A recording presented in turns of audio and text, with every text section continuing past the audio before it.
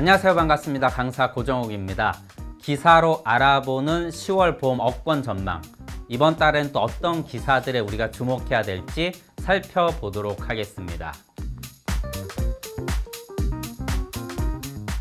자, 코로나19로 인해서 지금 대면 영업이 굉장히 어려워지고 있고, 이를 통해서 영업 현장에서는 많은 힘든 목소리들이 나오고 있습니다. 뿐만 아니라 2.5단계까지 갔을 때는요, 일부 지자체에서는 대면 영업이 사실상 불가능한 경우도 있었습니다.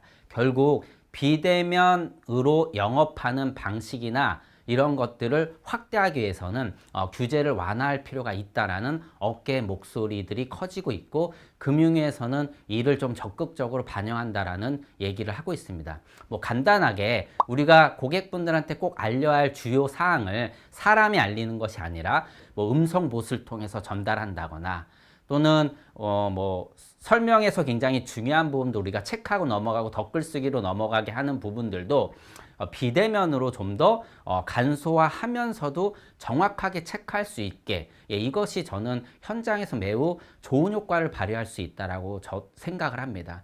뿐만 아니라 저도 실제 영업 현장에서 계약을 지금 진행하고 있는 상황에서 뭐 사인하는 부분들 굉장히 많습니다.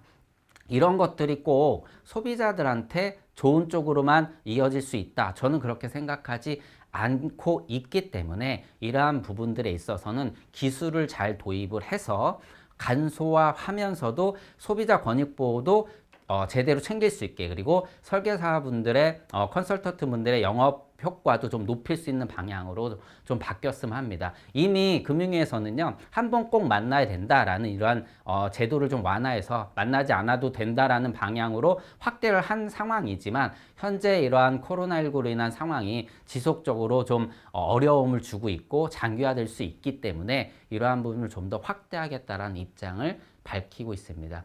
저는 여기서 뭐 한 가지 말씀을 드리면, 우리가 그러한 방향을 잘 타고 이에 맞는 영업 방식을 빨리빨리 습득해서 현장에 적용할 필요가 있다고 생각을 합니다. 네, 두 번째 기사입니다. 앞의 기사는 또 상반된 내용이에요.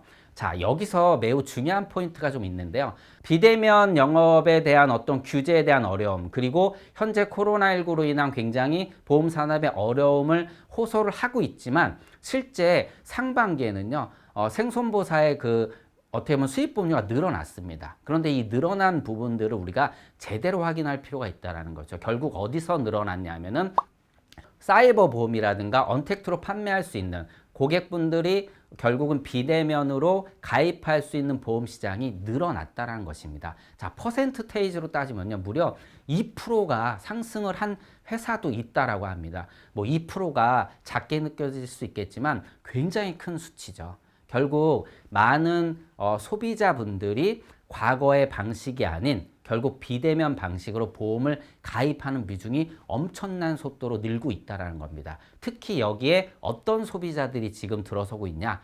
우리가 잘 아는 뭐 밀레니얼 세대라든가 Z세대라든가 80년대 출생 또는 95년대 이쯤에 출생한 젊은 우리 소비층들이죠. 이분들은 인터넷도 아닌 모바일 세대라고 우리가 얘기를 합니다. 한 손에는 언제든지 휴대폰을 쥐고 있다. 소비 형태를 바꾸는 소비자들에게 맞는 상품을 만들어야 되는 것이 기업의 어떻게 보면 이제 생존 전략이죠. 보험에서도 이것이 굉장히 크게 현재 작용하고 있다는 것이 지금 이 수치에서도 정확하게 보여주고 있습니다. 그래서 다양한 보험들이 나오고 있습니다. 뭐 다 아시다시피 시가잭을 꽂고 내 정보를 보험사에 보내면 주행거리를 측정해서 매달 주행거리만큼 보험료를 낸다라거나, 또는 보험을 스위치로 켰다 껐다 하면서 여행 갈 때는 뭐 태국을 한다면 태국을 찍어 놓고 스위치를 켜 놓고 여행에서 돌아오면 스위치를 꺼버립니다. 그러면 제가 정보를 계속 입력하고 청약을 계속할 필요가 없는 거죠. 소비자 입장에서 이런 것들이 굉장히 편해지는 거죠.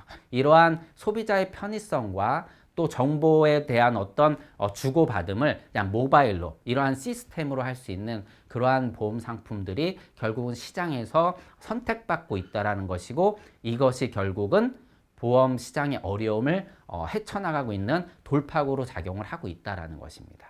자, 우리가 이러한 부분들에 대해서도 면밀히 살펴보고 소비자들의 어떤 그 소비 형태를 체크를 잘해서 상품을 대입할 필요가 있다라고 저는 봅니다.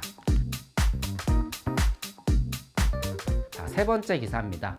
자, 암보험 판매가 무려 일부 회사, 4개 회사를 이제 통계를 냈지만 5배나 늘었다는 기사입니다. 결국 뭐 때문에 늘었냐? 예, 다 아시다시피 표적 항암 치료 요 특약 때문에 늘었습니다. 자, 이 표적 항암 치료제는 다 아시다시피 일단 고가다. 그럼에도 불구하고 어떻게 작용이 되느냐? 예, 치료율도 높고 또 생존율도 높고 또 치료 효과가 탁월할 뿐만 아니라 편하죠. 굉장히 편리하다라는 것은요. 어떻게 보면 저는 여기다 더 점수를 좀 주고 싶은데 이 암 환자가 있는 집안에 저도 이제 저희 어머니께서 암의 진단을 받으셔서 제가 같이 이렇게 동행해 드리면서 어머니를 이렇게 약간 케어해 드리는 그런 과정에서 정말 치료 방식이라든가 병원의 위치라든가 또 어머님이 사는 위치라든가 이런 것들이 굉장히 큰 작용을 하거든요. 결국 직장이 묶여 있는 분들한테는 이런 것들이 훨씬 더 큰 작용을 합니다. 결국은 돈의 문제라는 거죠.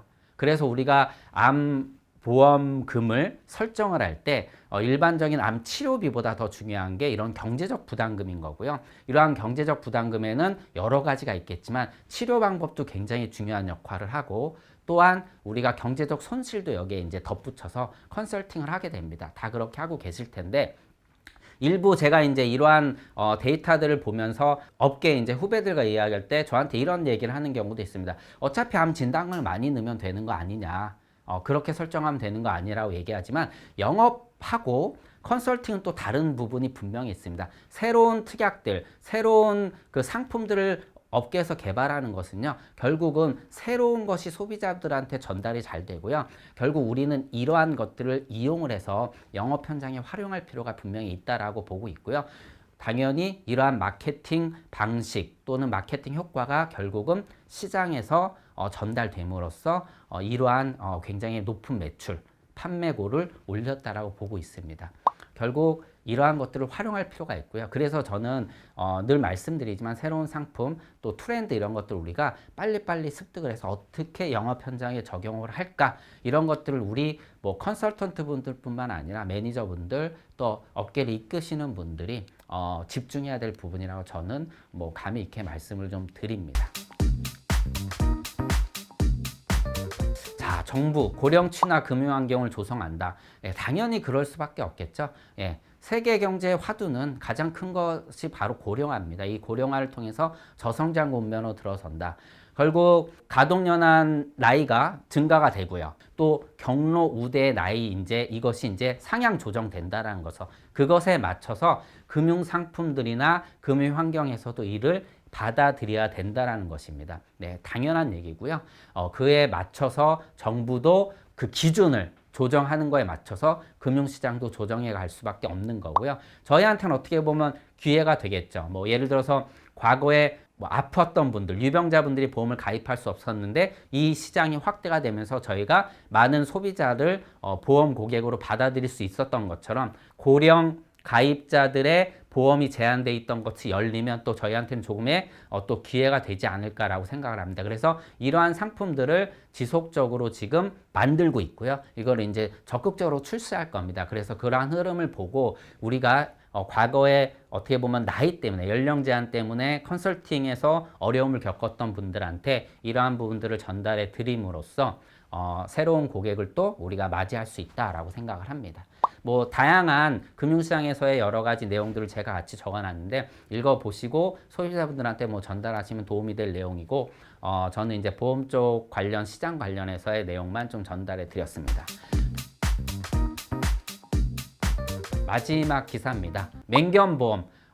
피플테리어라는 강아지 있지 않습니까? 완전히 뭐 사람으로 보면 뭐 보디빌더 같은 그런 강아지들이 있는데 이 강아지 보기만 해도 무섭습니다. 그리고 실제 이러한 맹견들로 인한 사고들이 안타깝게도 발생을 하고 있고요. 뭐 최근에 조금 지난 얘기지만 뭐 사망 사고도 발생을 했었습니다. 그런데 문제는 뭐 자동차 보험의 책임 보험과 동일합니다. 만약에 그러한 일이 있으면 안 되겠지만 사고로 인해서 타인에게 재물이나 또는 인사상 피해를 줬다라면 일단 그분들의 치료, 당연히 이런 것들, 손괴에 대한 것들을 보상해주는 기본적인 것들이 마련이 돼야 된다라는 것이죠. 그래서 내가 손해를 입은 것도 억울한데 치료도 제대로 못 받고 보상도 제대로 못 받는 일이 발생되면 안 된다라는 그러한 이제 기준하에 맹견 보험이 의무화가 된다라는 겁니다. 일단 무조건 맹견은 이제 내가 이제 키우게 되면 바로 가입을 해야 되고요. 책임보험 기간이 있겠죠. 이 기간 자동차 책임보험 갱신 안 한다라면은 바로 과태료가 무는 것처럼 바로 책임 기간이 끝나기 전에 또 바로 갱신할 수 있는 그러한 제도를 도입하면서 뭐 1회 적발 시 100만 원, 3회까지 300만 원의 과태료를 물게 되고요. 그리고 책임보험 한도는 사망 시 8천만 원, 그리고 뭐 휴유장애 사망 시 8천만 원, 부상 시 1,500만 원 이런 식으로 한도를 두었는데 이거보다는 크게 두라는 얘기죠. 최소한의 가입 한도가 이렇게 설정이 돼 있다는 겁니다. 앞으로 보험사에서 상품이 출시되면은 소비자분들한테 과거에 이제 우리가 펫보험이 나온 것처럼 또 이러한 보험들을 맹견을 갖고 계신 그 이제 반려견 주인분들한테 안내를 해서 도와드려야 될 것 같습니다. 좀 우스갯소리지만 뭐 해외 그 사다도 키우고 호랑이도 키우는데 뭐 이 맹견이 그러한 피해를 충분히 줄 수 있다라는 것도 우리가 그 감지해서 이러한 부분들을 안내를 해서 꼭 책임보험을 가입할 수 있게 해드리는 것이 저희의 또 하나의 컨설팅 방향이자 의무라고 저는 생각을 합니다. 자, 오늘 기사 내용을 좀 정리를 해보도록 하겠습니다. 자, 비대면 시장이 분명히 확대될 것으로 보이고요.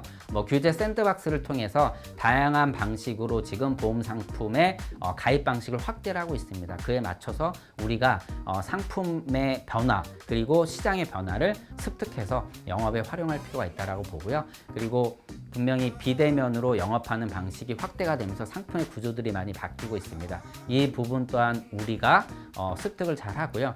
그에 맞는 다양한 영업 방식, 뭐 예를 들어서 태블릿 PC라든가 또는 모바일로 청약하는 부분들 이런 것에 대한 좀 습득 능력을 키울 필요가 분명히 있다라고 보고요. 그리고 상품들이 변경이 되면은요, 이 변경되는 그 구조를 우리가 충분히 뜯어볼 필요가 있습니다.